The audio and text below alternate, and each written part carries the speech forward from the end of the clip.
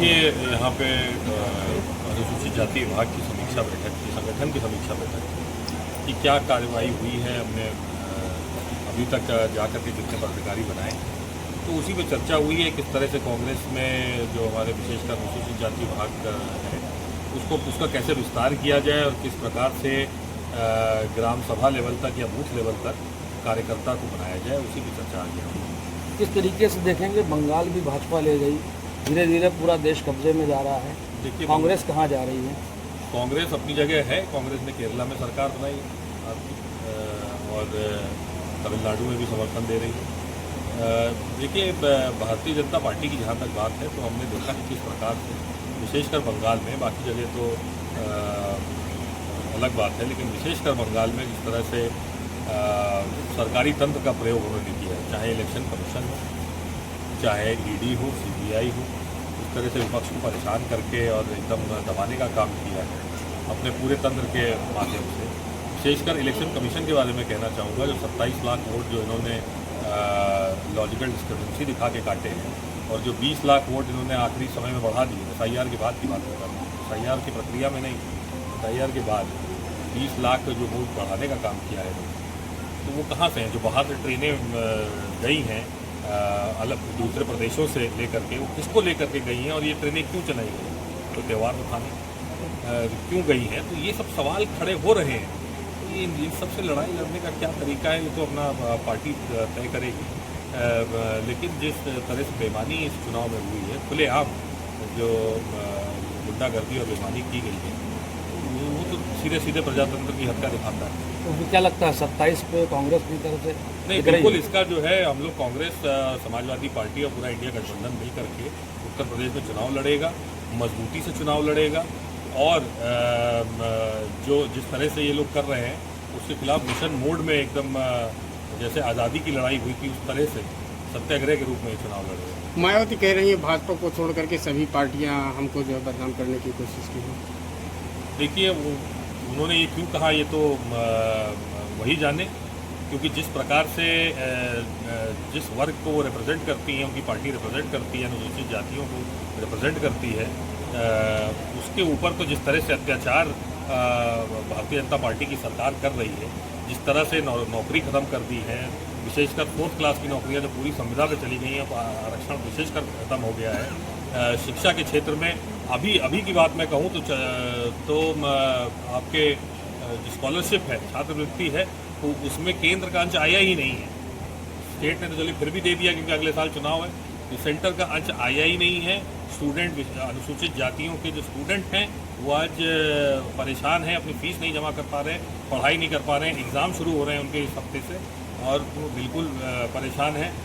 आप वृद्धा पेंशन का देख लीजिए, उसका केंद्र का अंश नहीं आया है। केवल मेरे ज़िले में 13,000 ऐसे हैं जो वृद्धा पेंशन के चतुर्थ जो किस्त आनी थी उससे वंचित रह गए हैं। क्यों? केंद्र का अंश नहीं आया। ये सब पैसा कहाँ गया? सारा पैसा डाइवर्ट हुआ है चुनावों में, सरकारी खर्चे पे इन्होंने ये चुनाव कराए हैं। चुनाव ख़त्म होते ही कमर्शियल सिलेंडर का रेट बढ़ गया, अब आम आदमी समोसा खाने जाता है और 5 रुपये का समोसा 10 रुपये का हो गया है। तो ये स्पष्ट है कि जो चुनाव का इनका बिल है वो जनता के ऊपर पड़ता है। इन सब के बावजूद भी तो भाजपा की जीत हो रही, तो क्या लग रहा है जिस तरह सरकारी मशीनरी का दुरुपयोग किया है तो 2027 में यहाँ यूपी में नहीं करेंगे? नहीं, बिल्कुल करेंगे, करने का प्रयास करेंगे, लेकिन उसका काउंटर हम लोग करेंगे। हर बूथ पे मजबूती से लड़ाई लड़ेंगे और ज़्यादा केंद्र जो है, हमारे जितने नेतृत्व हैं, चाहे हमारे जितने सहयोगी दल हों, हम हों, सब लोग सबके बैठ करके इस पर विशेष चर्चा करके और इसका काउंटर किस प्रकार से करना है। बंगाल में काउंटर नहीं कर पाएंगे जो वहाँ सफलता मिली? नहीं, काउंटर नहीं करता, इसलिए सफलता भारतीय जनता पार्टी की सरकार से। तो लेकिन हर प्रकरण, कोई भी प्रकरण होता है उससे कुछ सीख ली जाती है।